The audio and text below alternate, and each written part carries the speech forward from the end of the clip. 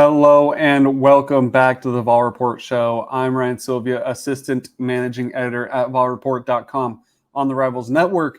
And today I'm going to be flying solo.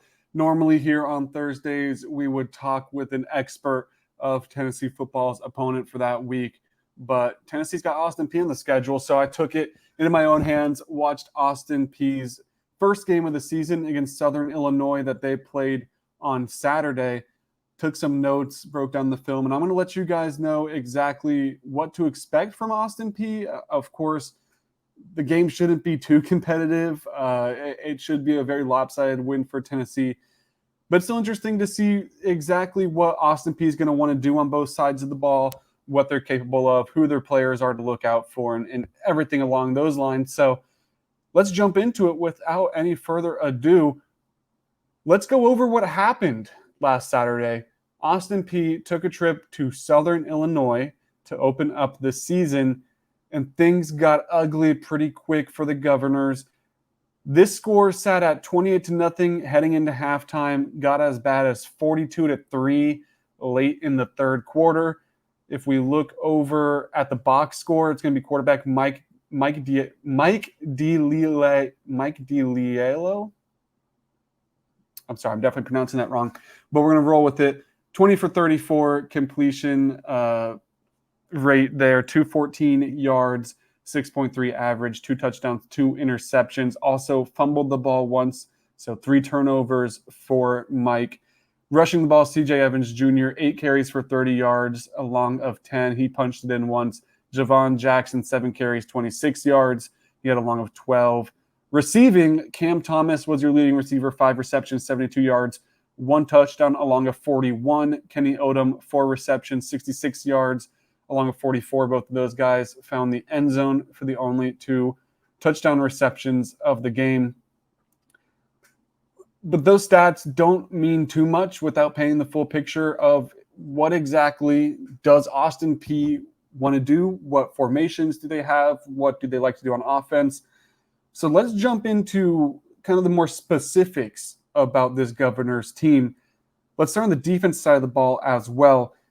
The base defense that Austin Peay is going to run is going to be a 3-3 nickel. That means they're going to have 3 defensive linemen, 3 linebackers, and 5 defensive backs. However, they have a guy that is listed as a linebacker, but most of the time you're going to see him up on the line of scrimmage. He plays that kind of Leo position where he drops back into coverage as a linebacker, but a lot of the times he's going to be standing upright on the line of scrimmage and pressuring the quarterback, similar to Byron Young last year, to Roman Harrison this year. That type of player, that's going to be Hosea Nifely, number 10, if you're looking out for him on Saturday. Really solid player from what we saw, versatile guy. You have to be to play at that position, where you show pressure on the line, blitz the quarterback, but next thing you know, you're dropping back into coverage as well. You have to be an athletic, versatile guy, but that was kind of the differential factor. It's sometimes you look at them and it's like, is that a 4-2? What exactly is happening? It's typically going to be a 3-3 nickel, though, with those 5 defensive backs. Not exactly what Tennessee runs with the 4-2 nickel, but pretty similar, very similar concept. They're not afraid to stack the box on short distance downs, though. One play that stood out to me, 4th and 2 at the positive 37 for Southern Illinois. And, of course, they're not splitting out too many guys in this situation. Offensively, they wanted to direct kind of traffic up the middle. 3 guys split out wide at wide receiver. Those guys, man defense on them out on the perimeter. All 8 other players, though, were very stacked in the box. I'm not even talking about a safety that's kind of sitting high. I mean, they were there and ready to try to get that stop. They ended up not getting the stop on that play, but that also shows they're not completely set on their base defense necessarily. They're willing to adjust to what the other team's doing.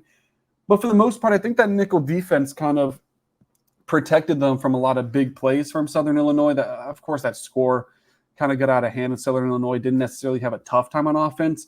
But a lot of their drives were long play, take some time off the clock, high play count type of drives, just pushing the ball down the field. There was a couple that they broke loose, broke a tackle, or there was a really, really nice throw late in that game as well for a big touchdown pass. But a lot of the time, that kind of softer secondary just kept everything in front of them. Yeah, you got 11, but we didn't give up the touchdown that play type of deal. So it's going to be different when Tennessee is your opponent rather than Southern Illinois.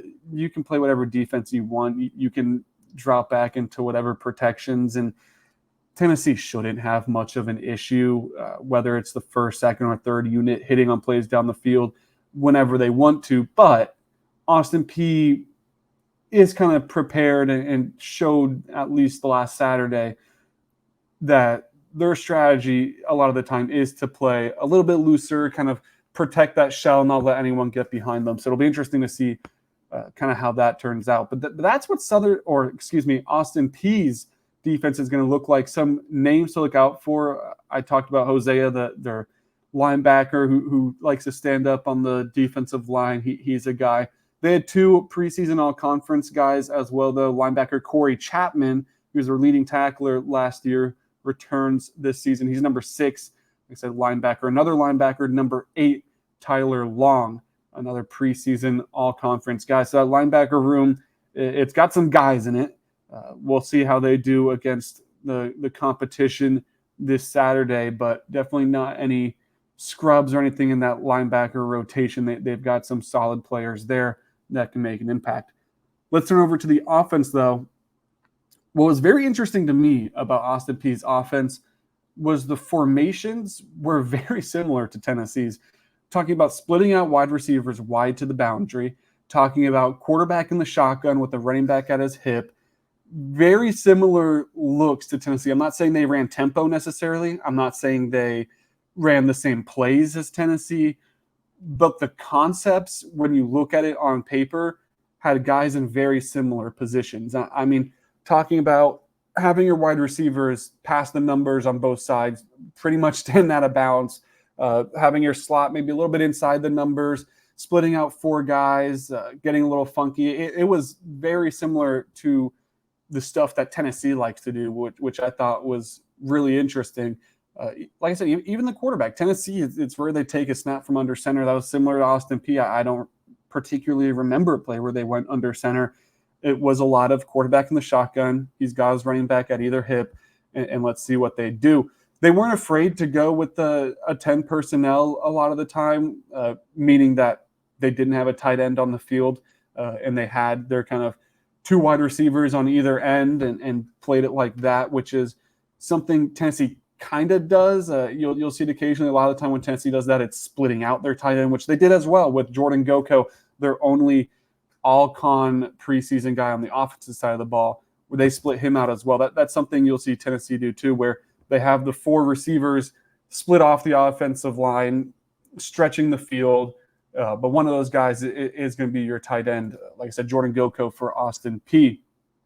Looking at the offensive line, had a lot of air raid principles in the way they set up, very spread out, kind of forming that V, which pretty much that's very basic across all offensive philosophies, but just looked very Mike Leach air raid to me when I was watching, with the way they were spaced out on the offensive line. Not saying it's an air raid system they run, but it was the way the offensive line was set up did kind of remind me of that. Didn't do the best job of protection at times, kind of gave up pressure on 3-man rushes on a few occasions, which you just can't do. Quarterback was running for his life a few times. Kind of tightened it up in the second half a little bit when they went on their first touchdown drive. There's a lot of big gaps that those running backs were running through, picking up 10 yards or whatever it was and helping move those chains. So they kind of got their grip as the game went on, but there is a few times where that offensive line was Swiss cheese and defensive linemen were kind of finding their way in there. And unfortunately for the quarterback, he was taking some sacks because of it as well. Some of the times it was like, all right, you got to get rid of the ball here. I know you're trying to make a play on 3rd and 15, but you've had 8 seconds running around in the pocket. You got to make a decision. He would end up getting sacked. But a lot of it, too, was not fully that quarterback's fault. Now it's kind of the storyline on his turnovers as well. I said earlier, 2 interceptions and a fumble. Well, the first interception, I mean, just put it on the guy and bounced out of his hands and into a defensive back's hands. You're not going to blame the quarterback on that one. Oh, it was an over the middle little stick route, and it just one that receiver is going to want back. Let's just say that, because it should have been a catch and should have kept that offense rolling down the field. But instead, it gave Southern Illinois some great field position very quickly in that game. The last pick, though, in his receivers' defenses, I guess, horrible throw. I mean, a terrible throw from the quarterback over at Austin Peay. One that, like I said, the receiver wanted that first one back. Quarterback for Austin Peay wants that second one back because it was a very strange decision he made, and it was quickly taken the other way.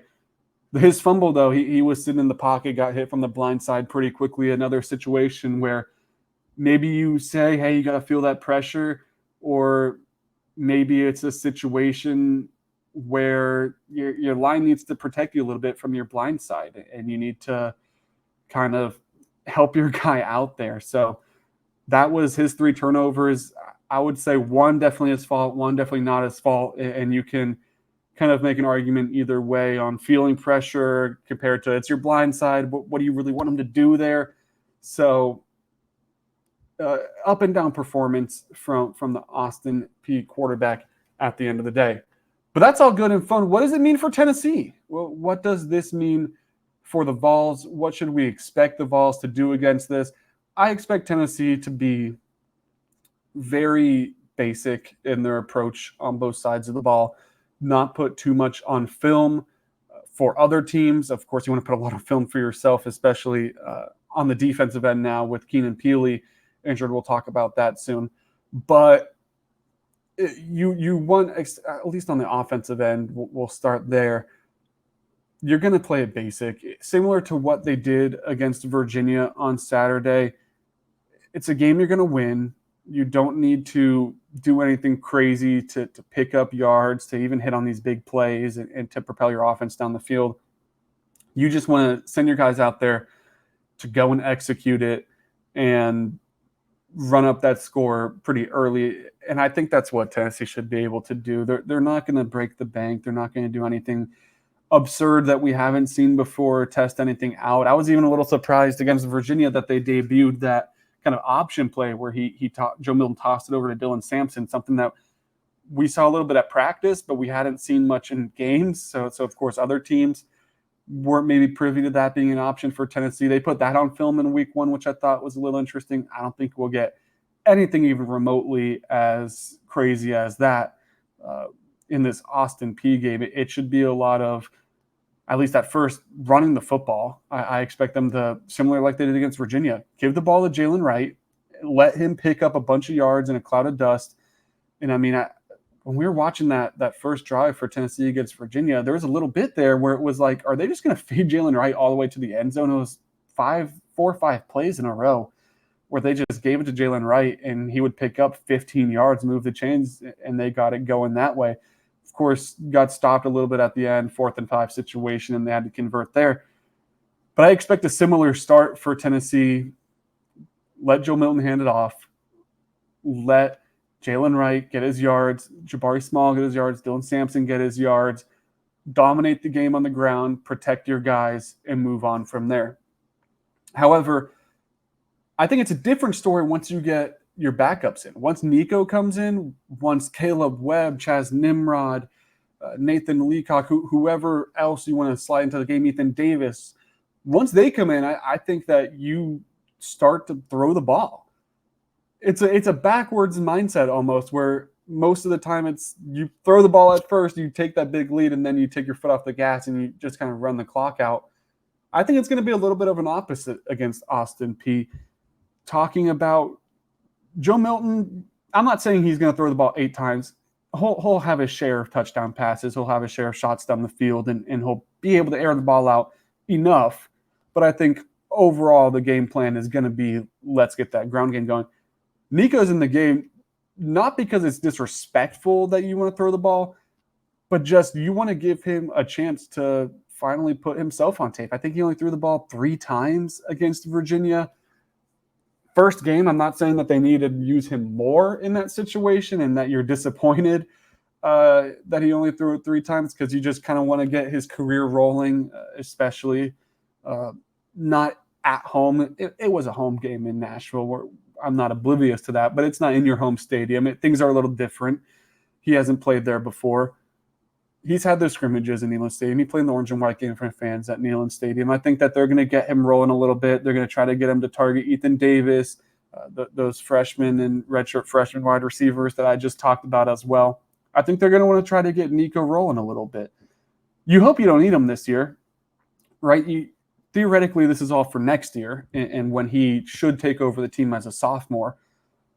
However, there is a situation where Joe Milton could go down with an injury, and Nico's going to be your QB2, and he's going to be that guy that's going to have to step up. So you want him to have those real game reps. It's Austin Peay. Austin Peay might have their backups in at that point, but you want those real game reps because that is irreplaceable. That's not something that you can replicate in practice necessarily, even in an orange and white game necessarily. It's going to be a crazy atmosphere. I think fans are going to stick around past halftime just to see Nico. I mean, you heard at Nissan Stadium them chanting his name when he gets on the field. It's going to be like a must-watch thing. All right, Nico's first time at home. See what he can do. And I think it's going to be more this time than hand off to Khalifa Keith, hand off to Cam Seldon, push down the field, end up scoring a touchdown. Like I said, I don't think that they're going to be running anything crazy, but I think they're going to let Nico throw the ball a little bit, and it'll be really interesting to see what he does. And I think it'll be very beneficial for his growth specifically as he moves forward and kind of gets that more film to be able to watch more areas that he can adjust that. But let's talk about the defensive side of the ball. Excuse the dog barking right here, but it's okay.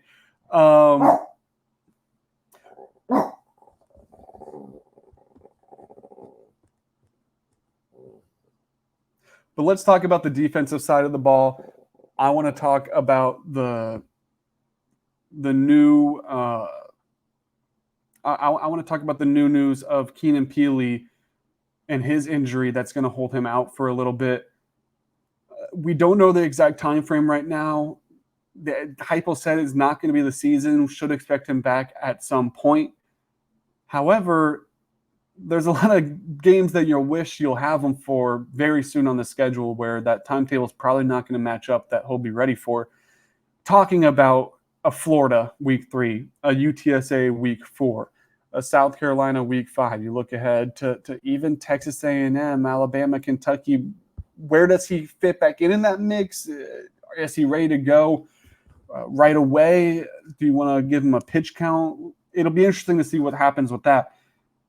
But it's going to open up an opportunity for the linebackers behind him, those younger guys, to make a big impact. And I think that this game against Austin Peay will be a big tell to exactly who it's going to be that's going to replace him and get these snaps. It should be a group effort, but it'll be interesting to see who stands out in this Austin Peay game. Of course, Aaron Carter is going to be your biggest name. Aaron Carter been working more at the weak side linebacker position behind Aaron Beasley rather than middle linebacker behind Keenan Peely.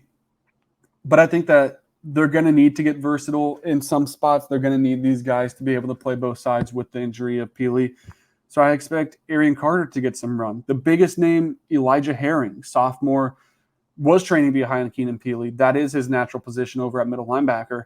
I expect him to probably get that start on Saturday, first start of his career. We'll see exactly where Heupel wants to go with that. We'll talk to him on Thursday. Maybe he'll give us a little bit of an insight on what they're thinking about doing there. But he's listed as that backup at the middle linebacker position, and he's had a really good start to his career, whether you're talking about last year as a freshman or beginning his campaign on Saturday against Virginia. He's been impressive to start things off. So it should be interesting to see exactly who gets that starting job. I think it'll be Elijah Herring, but he's going to have to make a quick impact if he wants to kind of stick in that spot. I expect it to be him heading into Florida as well, but he's got to be able to step in and show that he deserves it this young in his career, shows that they can trust him. And it'll be interesting to see exactly what he puts on tape, exactly the numbers he puts up against Austin Peay, and kind of the leadership that he shows, because that's a position there in the middle of the offense middle of the defense, where you need to show that you know what's going on too. It's not just that you're playing well. It's, can you direct some other guys around? You'll have Aaron Beasley with you in the middle, but you've got to take some of that yourself and be able to point some guys in the right direction. So it'll be interesting to see if he can do that as well. Other guys are going to have to step up. Caleb Perry, Jeremiah Thielander, Jalen Smith, just some names off the top of your head. A lot of those guys freshmen, that Caleb Perry, sophomore, that are going to be bumped up one spot in the reserve role. Maybe you were buried 3 deep before. Well, now you're 2 deep type of situation. So those guys are also going to have to show off on Saturday and prove that they deserve to get their reps, get their rotations going, and really be trusted as this season takes off into some tougher competition, even on the road. I think it's a big deal that Florida game's on the road, especially for some of these young guys, because it's going to be the first true road environment that a lot of them will play in, and it'll be interesting to see how they handle that. And it all starts at home with Austin Peay. I want to talk a little special teams as well, though. I think it's a tough situation for Tennessee. Jackson Ross, Tennessee's punter, not the best showing week 1. Everyone knows it. I don't want to pile on or anything like that. But he's capable of being a much better player for the Vols. For him to reach that potential, the first thing you think is, well, he needs reps. He needs to continue to grow in game action. Heupel said, hey, not what we expected from him. I understand the issues, but not what we expected from him, not what we've seen him do in practice.